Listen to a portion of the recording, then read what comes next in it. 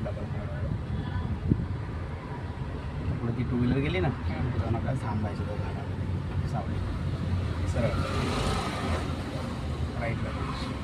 पाच इथं थांबायचं एक्सलेटर कमी क्लच आणि ब्रेक स्टॉप करा गाडी खाली ब्रेकिंग हळू झालं पहिला गिअर घ्यायचा तर आपल्याला इथं जे आहे अपहिल ग्रेडियंट किंवा चढावरची प्रॅक्टिस आपल्याला घ्यायची चढावरची गाडी विदाऊट एक्सलेटर कशी घ्यायची हे आपल्याला शिकायचं आहे हे शिकताना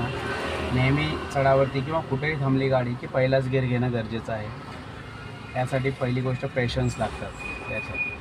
ठीक आहे पेशन्स जेवढे चांगले आहे तेवढे आपण चांगली ड्राईव्ह करू शकतो गाडी ठीक आहे क्लच जो आहे तो बायटिंग पॉईंट आपण शिकलेलो आहे व्हायब्रेशन्स येईपर्यंत तिथपर्यंत क्लचला सोडायचं तिथं होल्ड ऑन करायचं एक पॉईंट असा असतो जो हाफ क्लच म्हणतो आपण त्याला किंवा बायटिंग पॉईंट म्हणतो तिथं गाडी होल्ड ऑन होत असते गाडी पुढं पण नाही जात मागे पण नाही जात तिथं क्लचच्या याच्यावर गाडी थांबते इंजिन देते त्यानंतर आपल्याला न कळत म्हणजे केसा एवढा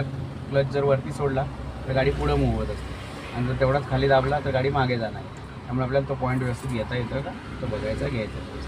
ठीक आहे सोडायचा क्लच हा व्हायब्रेशन्स येईपर्यंत यायला लागले तिथं होल्ड ऑन करायचं धरायचं तिथं ब्रेकला तिथं ब्रेकला सोडायचा सोडा ब्रेक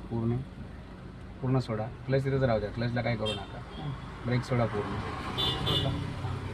चालली गाडी पुढं हां त्याच्यावरती सोडू नका क्लच